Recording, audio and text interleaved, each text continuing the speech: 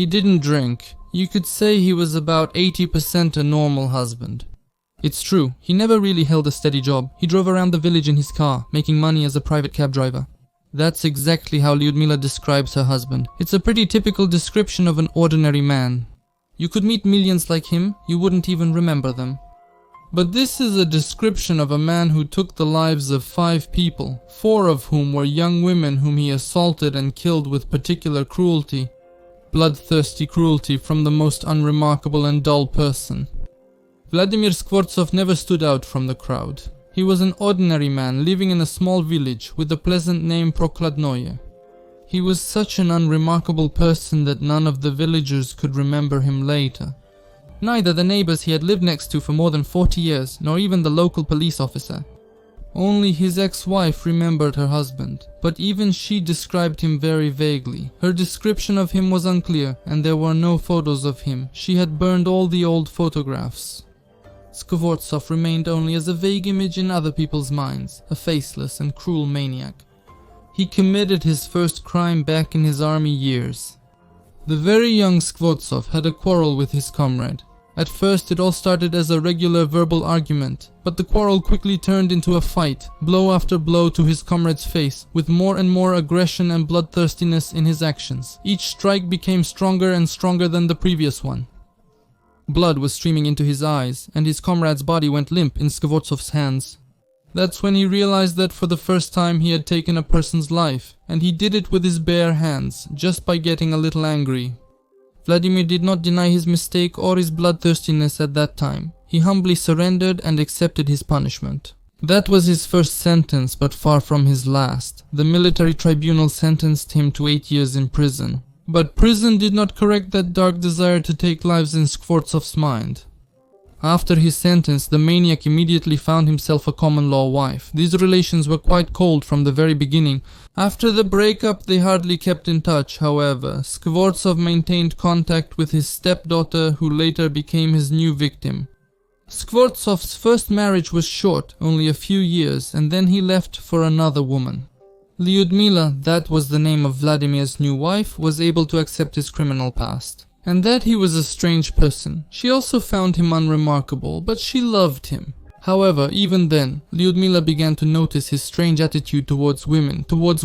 He was, as they say, a womanizer, obsessed with women. That's exactly how Lyudmila ironically described him. But in reality, Skvortsov truly was obsessed with women, only his obsession showed itself in a desire to take lives. In his calm years, Skvortsov often cheated and flirted with other women. Lyudmila knew about a lot of it, but did nothing. She considered him a good husband. In '92 they had a daughter. Back then, the family had no idea that Skvortsov was capable of taking the life not only of a colleague in a fit of anger, but also of a close relative. After separating from his first wife, Skvortsov didn't visit his former family, but sometimes stopped by to talk with his stepdaughter. They often spent time together, chatted, went for walks, and sometimes had a drink in the same company. During one of these meetings they had a conflict.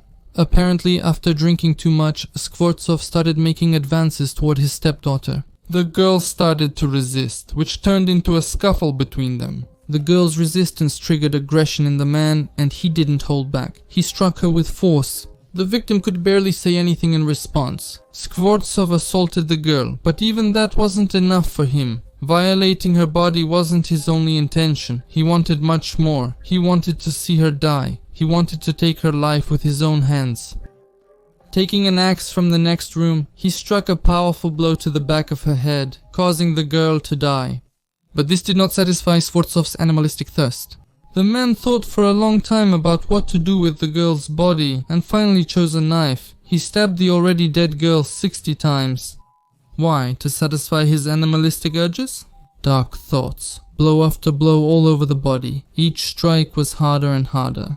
There was no place left on the victim's body for all these tortures, but Skvortsov kept stabbing her with the knife with a frenzy. After that, Skvortsov decided to get rid of his stepdaughter. He put the mutilated body in the trunk of the car and took it out to the forest. There, finding what he thought was a relatively safe and remote place, he threw her into a pile of leaves, branches and sticks. Skvortsov decided not to hide her very well. And indeed, no one could find this body for 10 years. The mother of the deceased stepdaughter quickly raised the alarm when she noticed her daughter was missing. At that time, Skvortsov decided to play the role of a caring stepfather and honestly tried to help with the investigation and the search. He skillfully acted out his grief, cried a lot, and begged the police to find his beloved stepdaughter. And no one could have imagined at the time that this desperate man was actually the cruel maniac, and the reason for the girl's disappearance. Her body was never found and she was declared missing. Skvortsov's fake grief ended quickly, but even so, no one suspected him. Skvortsov in turn had no intention of stopping. For several years he harbored thoughts of another killing. In his mind, a desire was growing to see again the woman who had died by his hands. A lucky opportunity came his way only in 2005. Skvortsov often went out of town. In his free time he hunted and gathered. On his way to the forest, he met a girl on the road, a pale girl shivering from the cold. She was hitchhiking, but it was all in vain. Cars drove by and didn't even think of giving her a ride. And if someone else had decided to help this poor girl, then her death wouldn't have happened. Skvortsov, without thinking for long, stopped next to her. The girl needed to get to another place, and that's why she was standing here. Skvortsov asked where she needed to go. "That's not far. Get in. I'll give you a ride." Skvortsov kindly invited her into the car. The joyful girl jumped inside, not yet realizing that this road would lead her to her grave. Skvortsov didn't head toward the girl's destination, but immediately turned toward his favorite forest. The girl started asking where they were going, since she needed to go in the other direction. The maniac just brushed her off and said this way was shorter. When they reached the forest, Skvortsov turned off the engine and took the girl's life. She died from asphyxiation. He violated her lifeless body. After all his atrocities, he took the girl's body to a field. Skvortsov didn't have a shovel with him, so he just threw the body into a ravine. Later, when the criminal was giving his testimony, he said that he didn't even pay attention to how the girl's body fell. He just pushed her into the ravine and ran away as quickly as possible. What happened to the body next? I mean, where did you put it? I didn't have a shovel with me. I threw the body into the ravine. Do you remember how the body was lying, where it was in the ravine? No, I don't remember. I just dragged it, threw it there, and that's it. Then got up quickly and got into the car. So you didn't see how he was lying in the ravine, or did you? No, I can't say exactly how he was lying. The deceased was considered missing. And again, no one suspected the unremarkable resident of Skvortsov. He once again escaped justice. Such impunity stirred him up, and he started pulling off similar schemes. He often made extra money by giving people rides in his village and nearby areas. Often, girls would get into his car, and they were the ones who became his victims. It's unclear what guided Skvortsov in choosing his victims. Most likely, he simply picked younger girls, but it's possible it was random. Just those whom he could take the life of here and now. Skvortsov took them to remote places where there were no people and forced them into intimate relations. Afterwards, he took their lives. They all died from asphyxiation, and the weapon used was the sleeves of their own clothing. Skvortsov hid the bodies in the forests. The maniac could have kept using this scheme for a long time, and no one would have suspected him, but one girl managed to survive. Skvortsov was doing everything as usual, but during the killing stage, the victim managed to escape. She immediately filed a report and Skvortsov was caught. The last attack cost Skvortsov 15 years behind bars. So little because it was considered a single crime. At that time, no one had yet connected the other cases of missing girls with Skvortsov's actions. For some time, the investigation considered all the incidents in the village of Prokladnoy and who could have done it. Many versions and theories were put forward. The women were still listed as missing, and Skvortsov was in jail for one incident, hiding his blood-stained hands. The criminal was visited by his family, and even his little daughter Lyudmila couldn't have imagined back then that he wasn't guilty of just one crime, but a whole series. However, soon the investigation put forward the theory that the criminal might already be in prison. They interviewed the inmates and their families, checked their backgrounds, and looked into each person's biography. Then the picture started to come together. The connection between Skvortsov and the disappearance of his stepdaughter in '99 surfaced, as well as the fact that he used to give people rides. The investigators decided to pay Skvortsov a visit with some questions. He denied everything for a long time and refused to admit guilt. He insisted he wasn't the one who took lives. It was all just a coincidence. How could he have killed his own daughter even if she wasn't his biological child? Vladimir tried to defend himself by saying he was a good father and a good person. He claimed he had never made mistakes in life, except for his first conviction. But long conversations eventually brought the truth to light. He confessed to his 2 crimes. He agreed to cooperate with the investigation and showed the places where he had buried the girls' bodies. Skvortsov did not confess to the other crimes, and to this day it remains a mystery how much blood he really has on his hands. It has been proven that he killed 5 people, but there may be more victims, possibly at least twice as many. The court case with new details dragged on for a long time. They planned to add more years to his current sentence, but the case was constantly delayed. Right before the verdict was delivered, Skvortsov was found dead in his own cell. That's why we'll probably never know the real number of crimes. The village of Prokladnoye continues to live as it always has, and no one even remembers this man. Everyone remembers the girls who died. As for their executioner, no one can even recall his face. July 19th, 2005, the city of Dedovsk in the Istra district of the Moscow region.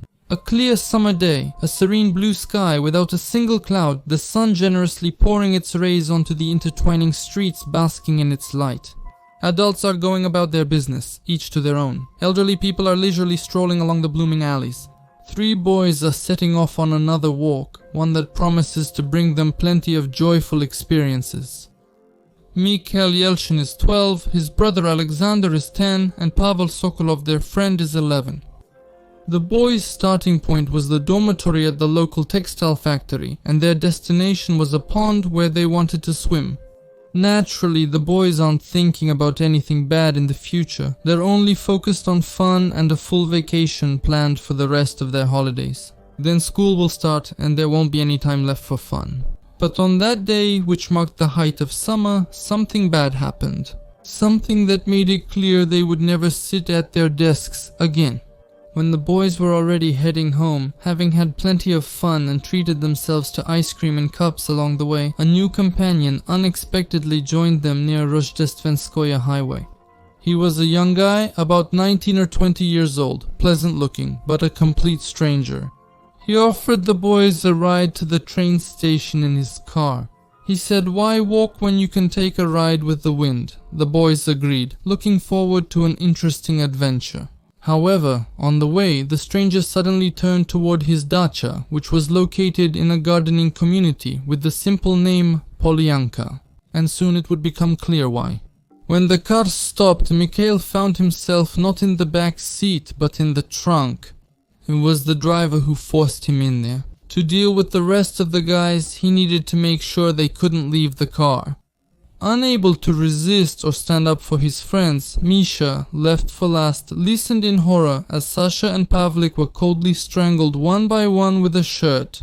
He didn't have much time left either, because the very next day the maniac, there's no other way to call him now, took him to the village of Luzhki and at dawn strangled him with a shoelace near the village cemetery.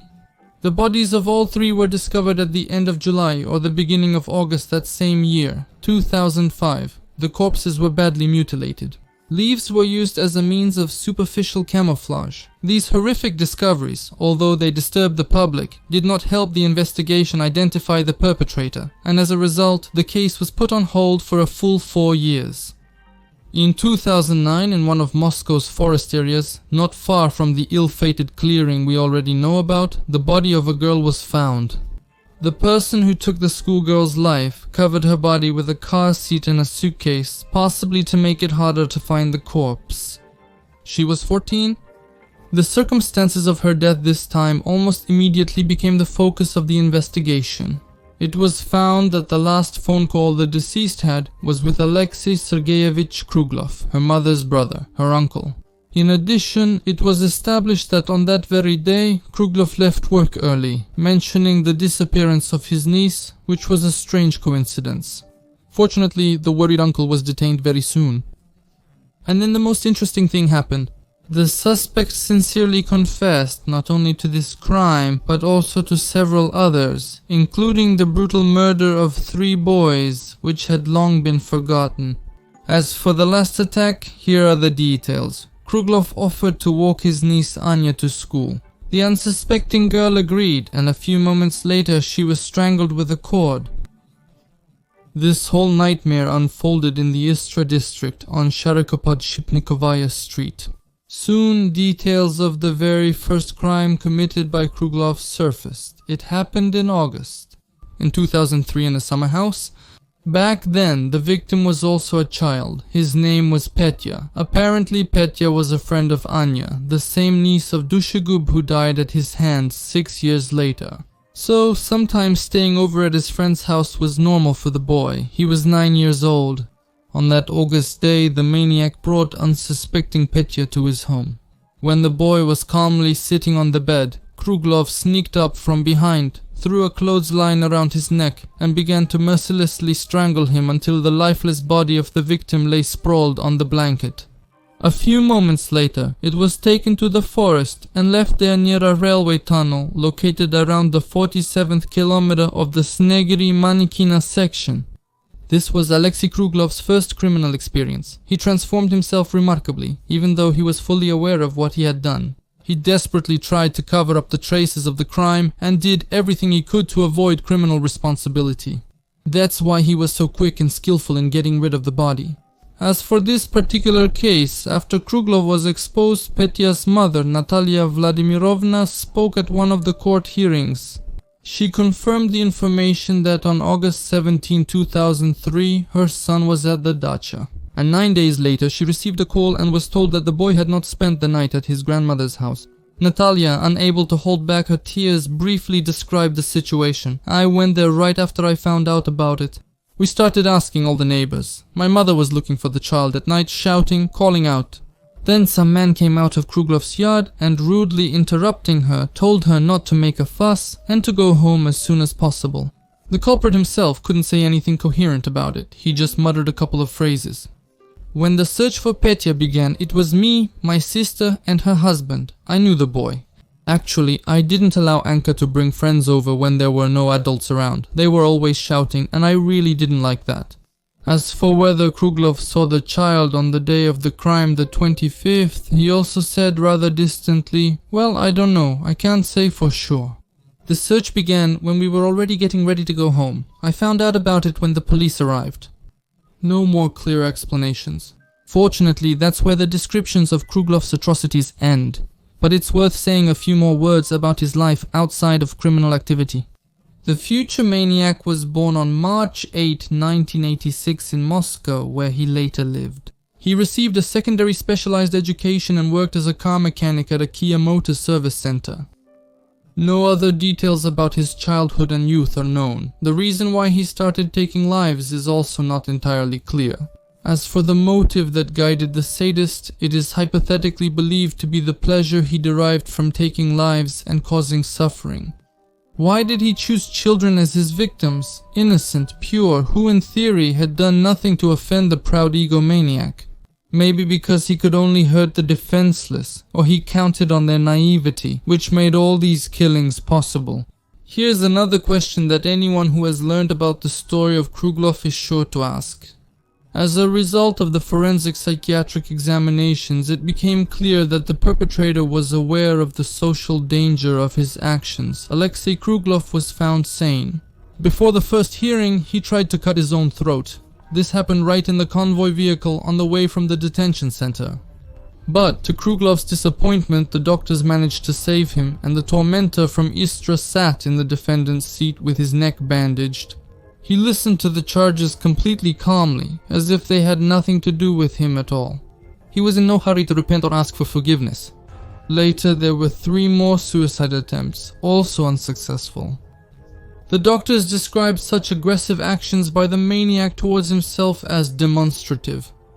It is quite likely that they were caused by the same obsessive desire to avoid responsibility and public condemnation, which was coming at the strangler from all sides. In 2010, at a court hearing, Krugloff suddenly stated that he had nothing to do with the crimes that occurred in 2003 and 2005. And indeed, the crimes of 2003 were considered not fully proven. But in the incidents related to 2005 and 2009, the court unconditionally found Alexei guilty. It is still unclear whether there was a sexual aspect to these crimes. The court noted that Krugloff only strangled the children and no elements of abuse were observed. Regardless of how true this fact is guilt, and the punishment for the cruel criminal was life imprisonment. He is now close to 40, and he still spends his days within the cold walls of the prison. And the Polyanka Gardening Association is still shrouded in dark, and at the same time sad memories of the 5 children whose lives were taken there. Freeloader, you're about as useful as a goat that gives milk. The mother-in-law looked at Mikhail with her poisonous eyes, which darted back and forth like little rats. At least that's how it seemed to him. Ask for a separate apartment. You don't have the guts for that, the woman wouldn't let up. You were a loser, and you'll stay a loser. She turned to the window, gesticulating indignantly. The girls are relaxing, and that hook knows. Pure Baba Yaga. There was a heavy vase on the table next to Mikhail. Should I hit her with it? Flashed through his mind. And on top of that, this devil of a father-in-law is a bonus. His hands had already reached for the suitable weapon, but immediately recoiled. Mikhail understood that the vase was forbidden fruit. Exactly the same as the indescribable pleasure he could have gotten from taking the lives of his hated parents and wife. But no, he still didn't want to end up behind bars. His vile deeds would be uncovered too easily and quickly. But what's the use if after a few years it happened anyway? The mother-in-law's mantra, find an apartment, turned into a real curse for Mikhail Makarov. Its obsessive repetition is what pushed him to commit crimes. A strong desire to get rich combined with an equally strong urge to experience the same feelings as murderers. In February of 1886, 10-year-old Igor Semyonov returned home after spending the whole day at school. There was no one home. His parents had left for important business for a long time. Suddenly, there was a loud knock at the door.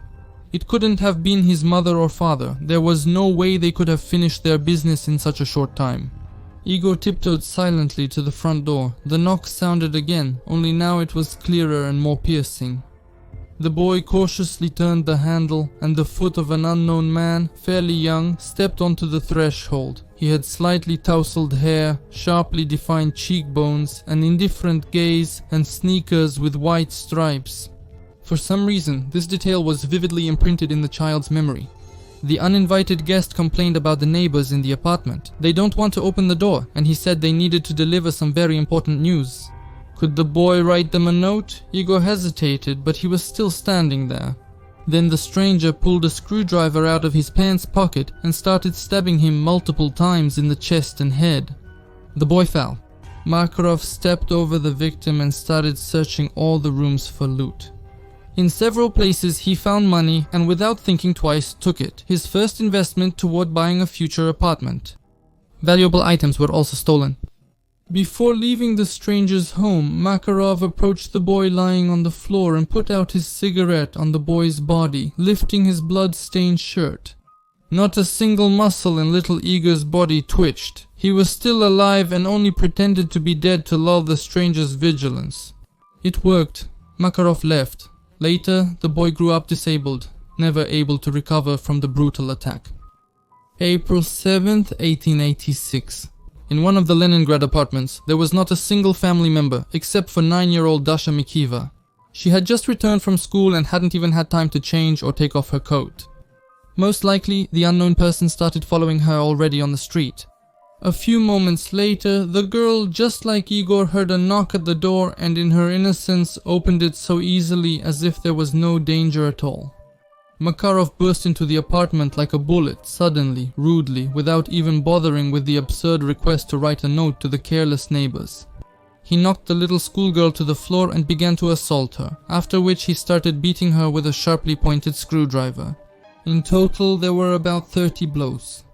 Dasha didn't have to pretend to be dead. She really wasn't showing any signs of life anymore. The terrible abuse and blood loss did their job. After dealing with the girl, Makarov, out of habit, began searching someone else's apartment. This time his haul was even richer. Jewelry, various valuable items, and of course money. Even Dasha's toys, among which was a Rubik's Cube, ended up in the bloody hands of the maniac. But no one knows why. When she returned home, the girl's mother almost fainted. A horrifying scene unfolded before her. Blood everywhere, chaos in every room, drawers and wardrobes ransacked, and most importantly, the lifeless body of her child. With a trembling hand, the woman dialed the police number and, breathing into the receiver, poured out a stream of bitter motherly tears. When it was discovered that children's toys were missing from the apartment, the investigation focused on the theory that the crime might have been committed by a teenager. Almost all of the girl's relatives and family acquaintances fell under suspicion, but all of them had a solid alibi. After Dasha was killed, tragedy struck another apartment, but it didn't happen right away. An elderly woman, Margarita Enden, a veteran of the Great Patriotic War, decided to go outside to take out the trash. On the stair landing, she ran into Makarov. He was there, obviously looking for a new victim, wandering thoughtfully from door to door. Seeing the stranger, the pensioner muttered indignantly, "All sorts of people wander around here." That phrase immediately helped Makarov make his choice. He forcibly dragged the woman into her apartment, pulled out his favorite weapon, and began to take revenge for the humiliating all sorts of people. Having survived the siege of Leningrad, hardened by hunger, suffering, and the horrors of war, Margarita Enden died from the 51st stab with a screwdriver on the threshold of her apartment. After committing the crime, the maniac didn't bother to search the rooms. According to him, there was nothing at all worth taking.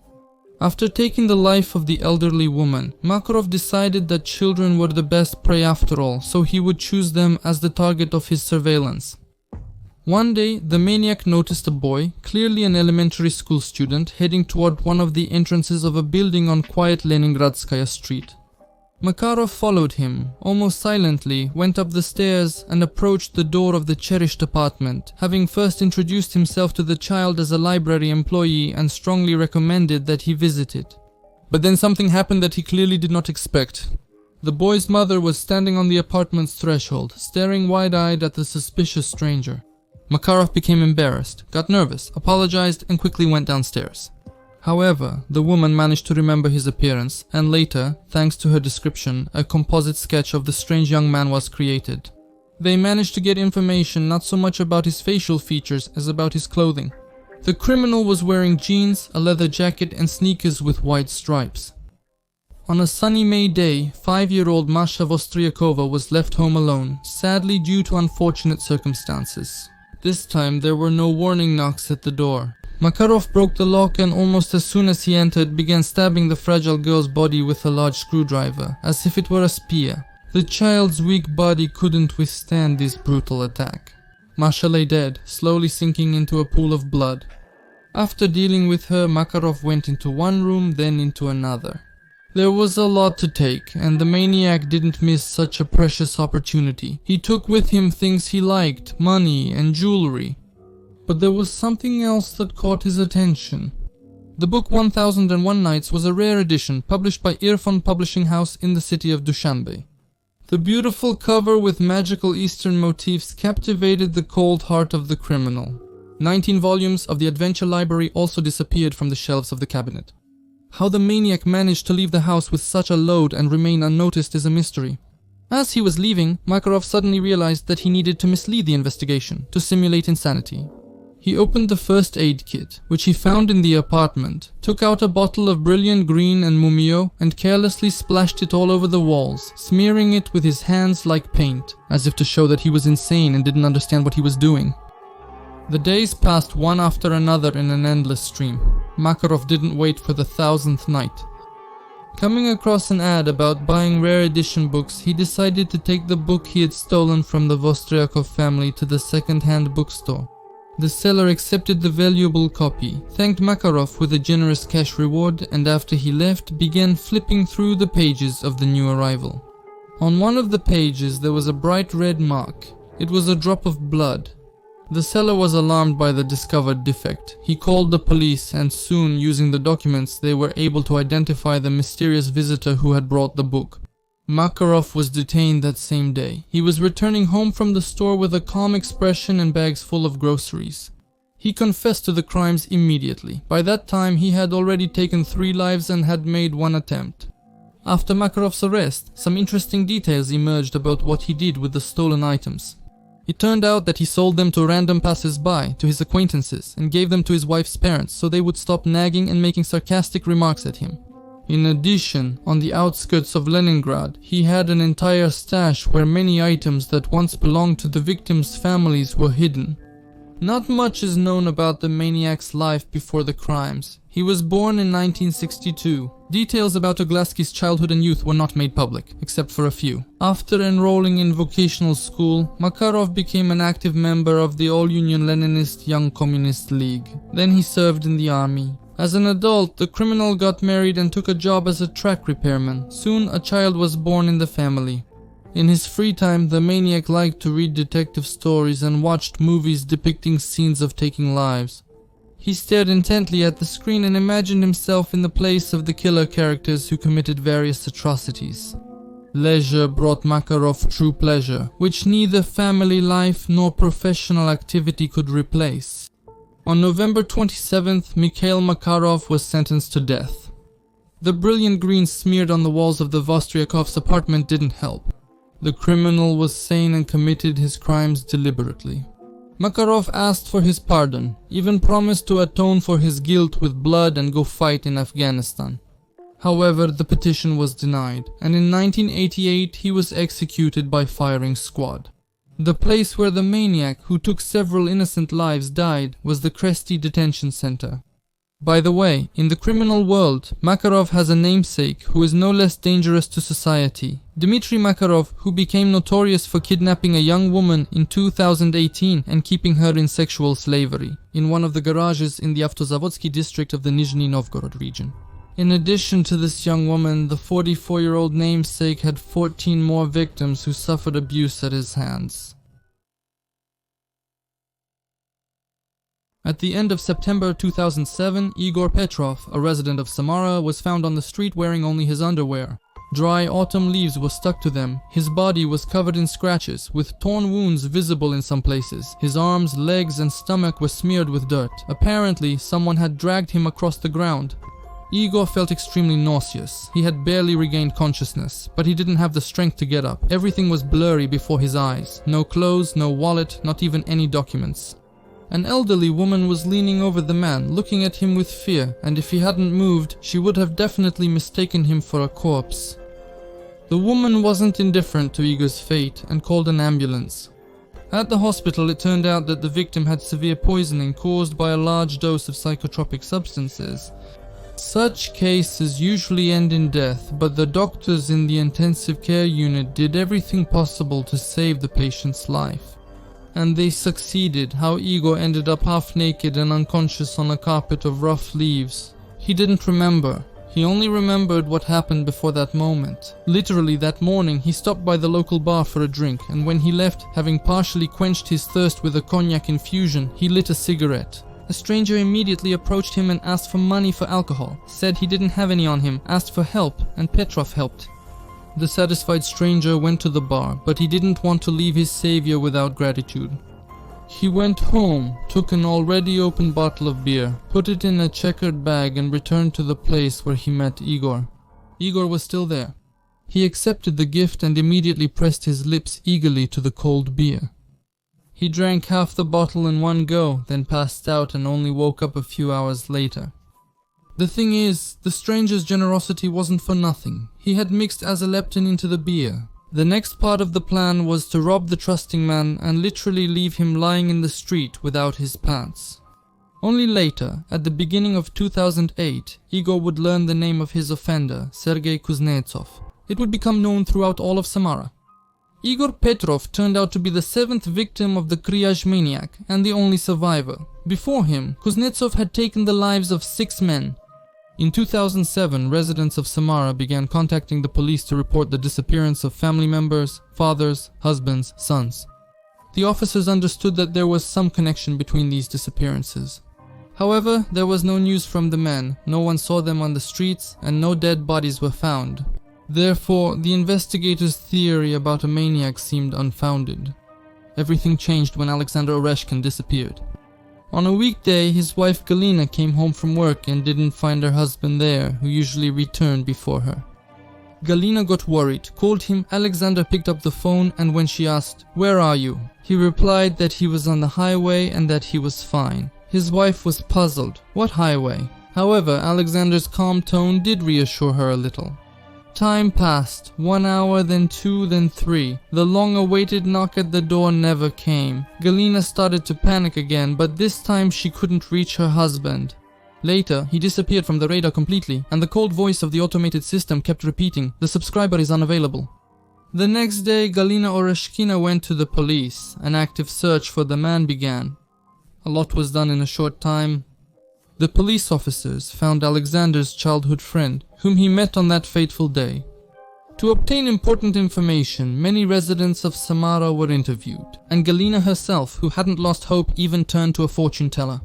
However, it was in vain. Comrade Alexander Oleg assured the police that after the meeting, Oreshkin hurried home, and the subsequent events of course remained unknown. None of the passers-by looking at the photo of the missing man could say anything that might help the investigation. The fortune teller of course also didn't provide Galina with any precise information, only gave her a bit of hope. Her husband is being held captive and he will only be found 3 months later. Galina didn't give up. She really wanted her beloved to return home as soon as possible, freed from captivity. Every day, several times, she still dialed her husband's number, but it was all in vain. The subscriber's phone was out of reach. One day, instead of the hated phrase, she heard the dial tone. It seemed like a miracle, and the woman was so overjoyed that she caught her breath. Alas, no one ever answered her. But the very fact that the connection finally appeared awakened in Galina a desire to find out the truth. Where had her husband been all this time? A few days later, a voice finally sounded on the other end of the line, but it wasn't a man's voice. It was a woman's. Galina was surprised, but she didn't ask any questions. She didn't want to scare off the stranger. Instead, she immediately informed the police officers that her husband's phone now apparently belonged to a completely different person. They quickly found the new owner of the phone. It turned out to be Olga Tabachkova, who worked as a cleaner in a small grocery store. When asked where she got this cell phone, Olga replied, "A friend gave it to me as a gift." Later, the name of the friend became known, Sergei Kuznetsov. The police quickly obtained the necessary information about this person. Sergei Vladimirovich Kuznetsov had previously been prosecuted for attempted murder. According to the forensic medical examination, he was found insane and was treated in a special clinic for a certain period of time. When the psychiatrist considered him cured, they released him back into society without any concerns. Olga Tabachkova told the investigators that Kuznetsov meets her after work every day. This gave them the opportunity to catch him off guard. At the appointed time, the officers set up an ambush near the store where Kuznetsov's friend worked. Towards evening, they noticed a man who looked like the new suspect approach the store and light a cigarette. For a while, the officers just watched him and then suddenly jumped out of the car and apprehended him. It was decided to search Kuznetsov's apartment, and what they found there left no doubt. A real maniac had just fallen into the hands of the police. The owner of the apartment clearly suffered from Plyushkin syndrome. Everything was piled up with things. In the huge heap of clothes you could see men's sweaters, shirts, pants, hats, boots, even socks with a distinctive smell, all quite worn out, some of them stained with blood. Hidden in this impenetrable mass of fabrics were wristwatches, metal chains, and cell phones. In addition, in Kuznetsov's apartment, they found documents belonging to men who had been searched for throughout the city for several months. They also found Alexander Oreshkin's passport here. Kuznetsov's neighbor, Irina Makushina, readily shared her long-standing concerns about his apartment with the police. There was always a smell of something rotting coming from it. "My sister and I thought he was keeping corpses there," she said. As it turned out, the woman had also contacted the police, but no action was taken. And that's why the mysterious dwelling, whose owner had tightly sealed the windows with large iron sheets, so it kept its terrible secret for several months. Irina added a few words about the neighbor himself. "He had a creepy look, he was always dressed in some kind of rags, we were afraid to get involved with him." When the maniac was brought to the police station, he denied everything for a long time. Why would I need this criminal activity? However, when he was told about the overwhelming evidence, which would have been reckless to dispute, he confessed to everything. Yes, it was him who hunted Samara men. He looked for victims who were middle-aged or elderly, and approached them with a simple question like, "Could you spare a cigarette?" And then he would gain the poor fellow's trust, ask them about their family life, and nod sympathetically. And in turn, he would share his own joy, saying that he recently had a son and that it was time to celebrate. He didn't even know me, I didn't know him, and we talked for about 10 or 15 minutes like friends who just stopped to chat. Kuznetsov carried bottles of beer or vodka with him, into which he had already mixed powerful psychotropic substances in advance. No man could refuse such an offer, and by doing so he was signing his own death sentence. After drinking, the victim would weaken right before his eyes. Kuznetsov would get on a bus and take the man to the outskirts of the city, where no one could interfere with his plan. The maniac would strip almost all the clothes off his victim, take valuables including documents and leave, abandoning his drinking companion on the cold ground. After lying there for some time, the half-naked man would die from poisoning. Thus Kuznetsov was responsible for 6 lost lives: Samilin, Oreshkin, Chernyshov, Alexeyev, Pudovkin and Dainekin. In the forest belt near the Volga State Farm, the bodies of men were discovered, most of them completely decomposed. One of the skulls belonged to Alexander Oreshkin, just as the fortune teller predicted. Galina's husband was indeed found exactly 3 months after his disappearance, only he was no longer alive. The investigator was interested in one question: why, for what purpose were these crimes committed? The maniac shrugged. "I don't know." Then, after thinking for a moment, he added, "I just hate people who drink." From Kuznetsov's relatives, they learned that he had always been withdrawn. The maniac was born in 1974. Already at the age of 5, he developed a tendency to steal. Little Seryoja would steal money from his father's jacket. When his father asked him why, he would also answer vaguely, "I don't know, I just want to have them." At the age of 14, he committed his first crime. Together with his brother, who was also under 18, he attacked a taxi driver. It was after this that he was registered at a psychoneurological clinic. As an adult, Kuznetsov liked to rummage through garbage dumps, and sometimes he didn't even mind eating a sandwich that someone else had left unfinished. He was always short of money, which forced him to be frugal. To avoid paying for his girlfriend, Olga Tabachkova, on public transport, he came up with an unusual way for her to get around. The woman would get into a large shopping bag and stay there until they left the bus or the train. Strangely though, none of the passengers noticed this seemingly obvious trick. The trial of Kuznetsov continued until May 2009. He was once again found insane and was ordered to undergo compulsory treatment in a psychiatric hospital. The Kriage maniac was diagnosed with schizophrenia. To this day, Kuznetsov is still in the hospital. However, since violent patients are discharged when they are observed to have become calmer and no longer pose a significant danger to society, it is possible that one day he may be released again. The maniac's lawyer agreed with the court's decision, emphasizing that his client was not guilty of anything at all, and that he had accidentally found the belongings of the missing men at a dump and brought them home. In one of the bookstores in Naryan Mar, located right above the Bacchus liquor store, there stood a dark-haired man with a beard. It seemed he had come in just for no particular reason. He looked around, scratched the back of his head, and started walking from one bookshelf to another. He had a strange, distant look and dirty, worn-out clothes. None of the customers or visitors knew this man's name, age, or occupation, and of course, neither did the salespeople. None of them could have imagined what crazy idea would come to him within the walls of this store. Approaching one of the shelves, the man took a book from the shelf, opened it, and began flipping through the pages. When he reached the middle of the book, his eyes stopped on a small fragment of text, darted frantically from side to side, and finally became as wide as 2 large saucers. He snapped the book shut, hugged it to his chest, and walked over to the cashier to pay, then hurriedly left the store. This was Denis Pozdiv, a 36-year-old man. When he turned the corner of the dilapidated building and glanced at his purchase once more, a terrifying voice sounded in his head. "You must do it, don't put it off." After saying this, he fell silent, and then a whole chorus of voices replaced him. Malicious tongues hissed and whispered in different ways. Their spells echoed somewhere inside the inflamed mind. But outside, in Naryan-Mar, everything remained the same as before, until October 31st, 2019. On that day, Pozdiv left his house, taking a knife with him. He hid it in the inner pocket of his outerwear. His path led to the Skaska kindergarten. In Skaska, everything was as it always had been.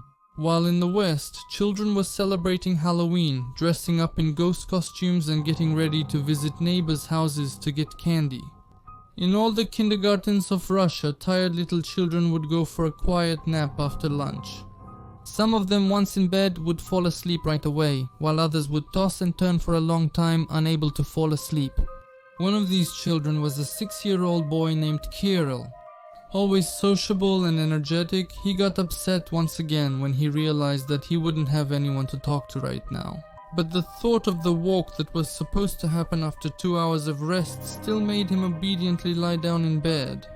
Kirill closed his eyes. He dreamed that he was traveling through the vastness of the universe in a special spacesuit, and it was no coincidence that the boy dreamed of becoming an astronaut. Nap time had also come for the security guard, who usually let parents into the kindergarten.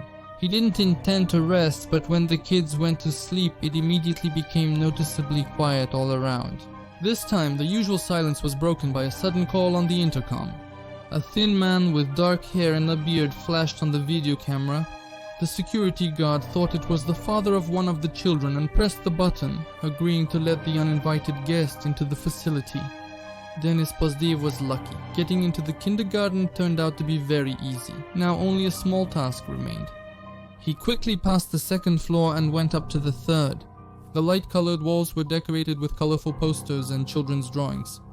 Pozdiv didn't notice either of them. He was staring at one spot, and it seemed like the goal was already very close. At the entrance to one of the rooms, the teacher was sitting with her hands folded on her knees.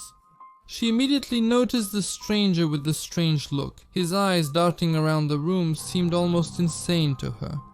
The woman stood up abruptly and tried to block the visitor's way, but he just as abruptly pushed her aside, instantly removing any obstacles between himself and the children. Now absolutely certain that the man had come here with clearly bad intentions, she rushed to call for help from the other caretakers, who, having waited for nap time, were having tea.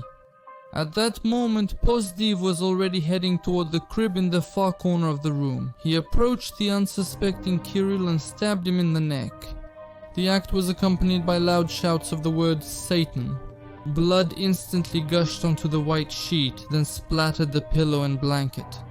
When the housekeeping staff member activated the so-called panic button, it was already too late.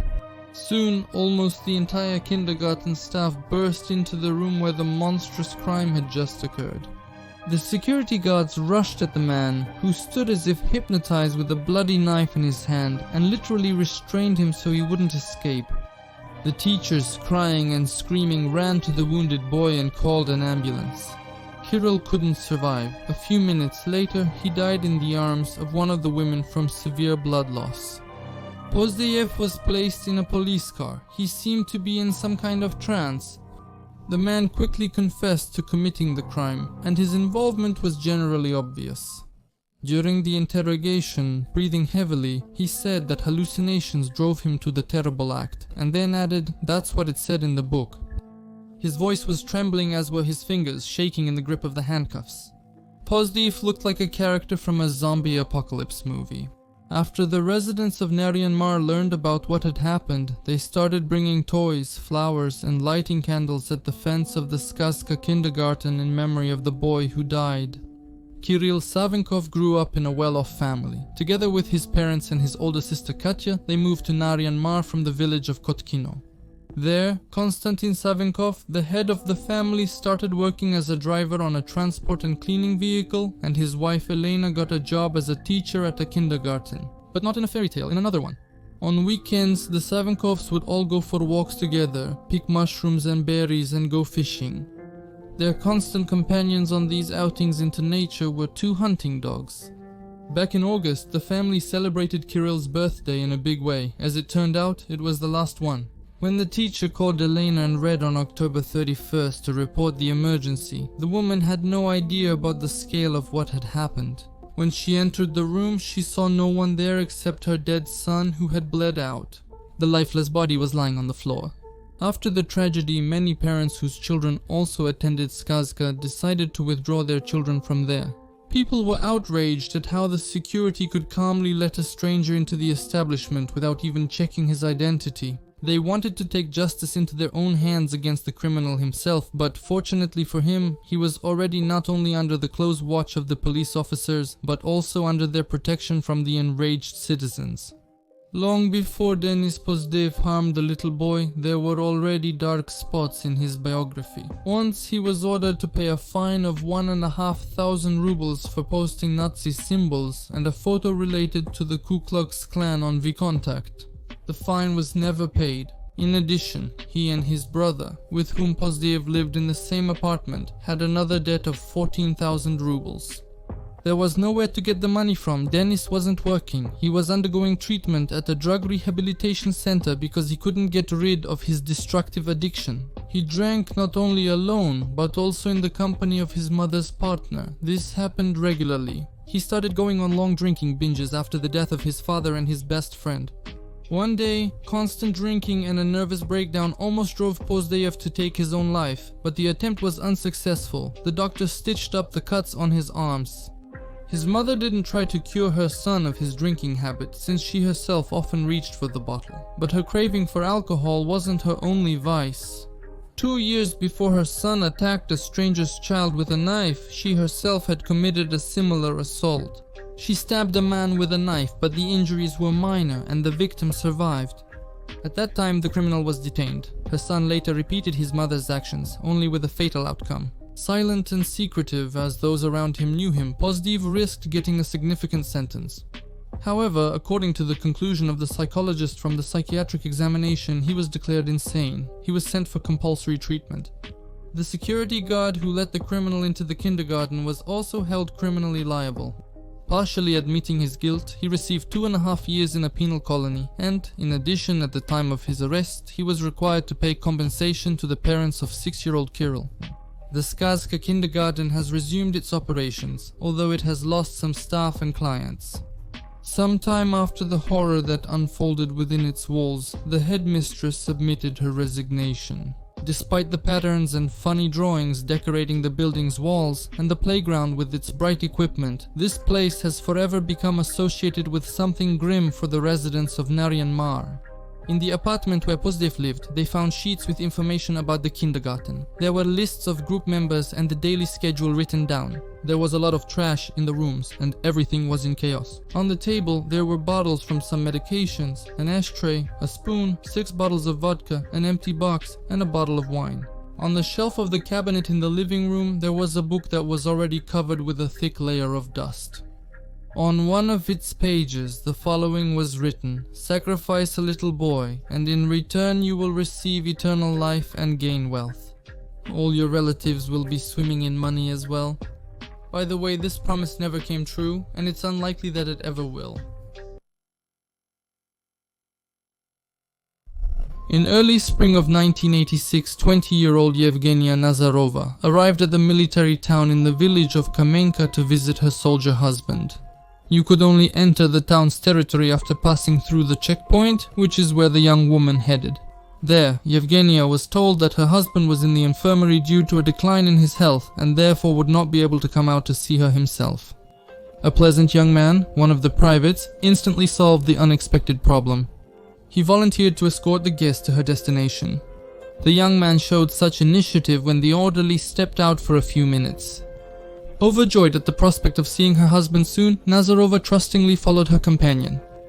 The path led through a small grove, and soon both of them were surrounded by closely packed trees. Suddenly, the soldier grabbed the girl and commanded sternly, "Undress or I'll take your life." The frightened victim hurried to obey the vile order of the private. She was clearly terrified by the prospect of becoming just another object of nature in this dense forest. When her companion got what he wanted, he not only violated the girl, but also carried out his chilling threat. Grabbing her by the hair, he plunged Yevgenia's head right into the water of the forest stream and held her there until she stopped struggling for a single healthy breath. The criminal laid the corpse on the ground, covered it with a pile of dry branches and stones, and for some reason took the wedding ring off the lifeless finger of the murdered girl. It is absolutely clear that patient Lazaret Nazarov did not meet with his young wife that day and lost all hope of doing so in the days to come. Detectives from the Criminal Investigation Department tried to track down the missing girl, but their efforts were in vain. 3 weeks later, 45-year-old Viktoria Vygovskaya visited the military town. She was the mother of one of the soldiers and brought a package for him, which unfortunately the young man never got to receive. The woman disappeared without a trace, which immediately caused concern among her relatives. Elena Ivanova, who was pregnant and had come to visit her husband, a soldier, also suddenly disappeared. However, this time there was also a lead in the case, Luch. Private Zhivelyuk shed light on the mysterious circumstances. He said he saw Elena in the company of a man in military uniform who was strong and tall. Zhivelyuk couldn't give a clear description of the suspect soldier because his eyesight didn't allow it. One thing was clear, whoever this man was, he definitely played some role in the disappearance of the women. The epicenter of the search for the missing visitors to the military town became Lake Krasavitsa, which previously had the more exotic name Kauksharvi. They also tried to find the missing women in the nearby forest. While the search continued, a new theory emerged about what could have happened to the women, mystical and frightening. Some people suggested that the unfortunate women became victims of evil spirits living near the reservoir. Once, during a repeated search of the area, the officers noticed a strange soldier who was walking around with a small bundle in his hands. They were even more surprised when they saw the contents of the bundle. It was women's wardrobe items, underwear and clothing. Thinking that something suspicious was going on, the special service officers were already preparing to hold the guy accountable, but he reacted to their intentions in a rather emotional way. He started crying and admitted that dressing up in women's clothes was his favorite activity. Believing his sincere words, the officers let the young man go. As it would later turn out, he really had nothing to do with the disappearance of the women. Very soon the search bore fruit. When the district officer from Vyborg looked at the large stones scattered on the hill, he couldn't take his eyes off them anymore. And it was all because of a finger phalanx sticking out from the middle of that careless pile of boulders. The finger was unusual, well-groomed, with a manicure, and it belonged to Viktoria Vygovskaya, the very mother of the soldier who came to the military town and never returned home. Based on the body recovered from under the rubble, the forensic experts drew conclusions about how the woman was deprived of her life. She was struck multiple times with a blunt object, presumably a stone, on the head. Not far from where the body was found, the victim's underwear stained with blood was buried, indicating that she had been assaulted. A scattering of stones that resembled a burial mound suggested that the killing had a ritualistic nature. In addition, a theory emerged about an entire criminal group. After all, moving these giant boulders from place to place alone seemed like a difficult task. At the place where Victoria's body was found, another curious detail was discovered, a button from a soldier's uniform. A little later, information appeared about two privates who, for some reason, wanted to use a truck. They couldn't do it, the sentry stopped them. The investigators immediately took advantage of this fact and decided that the guys might have wanted to take the lifeless body out of the military base. The two suspects were immediately detained, but they turned out to be innocent. However, a new name came up as a result, Igor Chernat. The privates mentioned him during the interrogation, saying that their fellow soldier was involved in theft and had recently boasted to them about new clothes and money.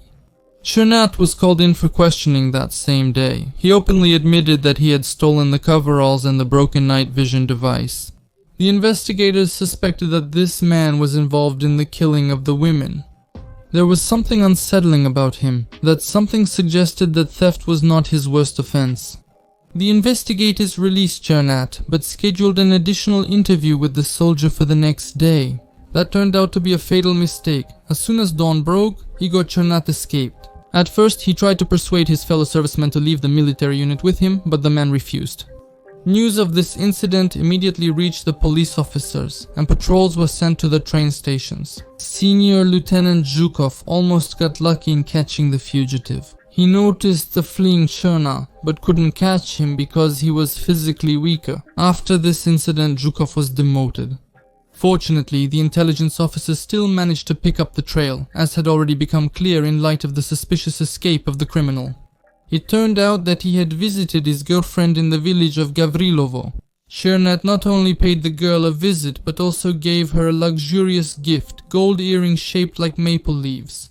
However, he didn't buy them at a jewelry store, but took them from his victim, Yelena Ivanova.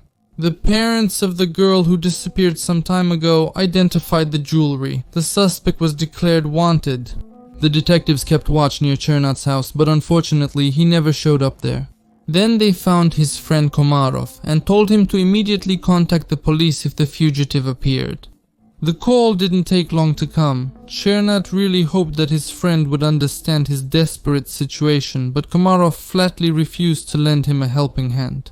It's unknown how these frantic searches would have ended if the criminal hadn't shown up at the police station in person. This happened in the fall of '86. Chernat approached the officer on duty and said that he was the very maniac who had been searched for all over the country for several months.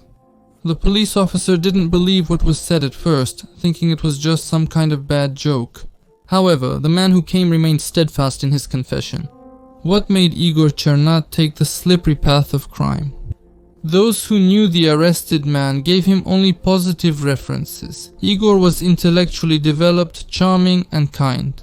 His inequalities were complemented by his outward advantages: tall stature, a stately appearance, attractive facial features, and lively dark eyes.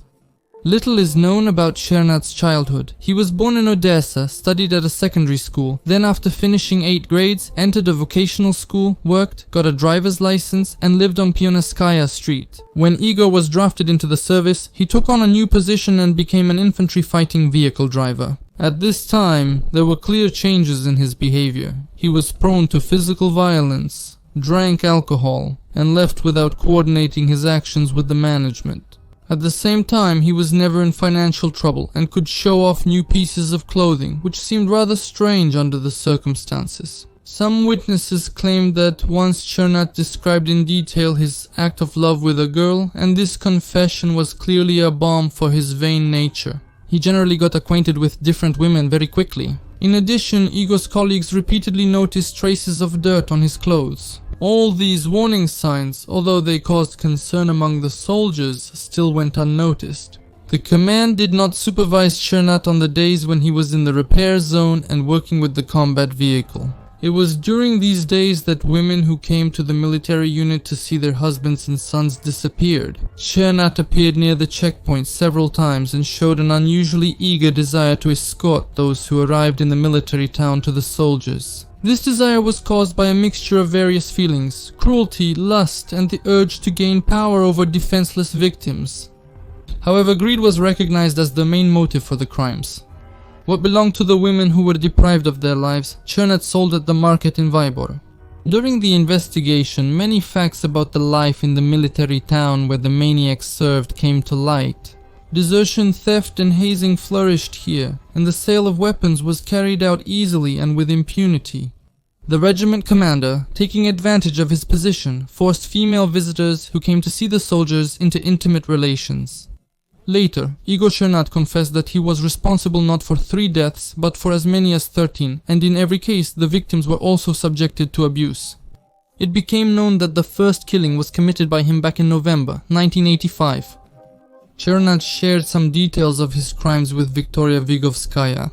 On the way to the military unit, he tripped her, twisted her arms, forced her somehow, and then took a 5-kilogram stone and struck her on the head with all his might. After that, he kept beating her mercilessly and only stopped when he noticed that the victim's face was covered in blood and she was no longer moving. He dealt with the pregnant Yelena Ivanova in a similar way and then put a leather key strap around her neck. The unfortunate woman convulsed for about 5 minutes. When she stopped fighting for her life, she was immediately buried under a pile of branches. The credibility of 10 other episodes mentioned by Chernat was questionable, but the proven crimes became the main evidence in sentencing the accused. Igor Chernat was doomed to death. The court decided to execute him by shooting. Despite several attempts by the maniac to feign signs of insanity, the maniac did not say a final word. He simply accepted his bitter fate obediently. The execution took place on October 21st, 1887.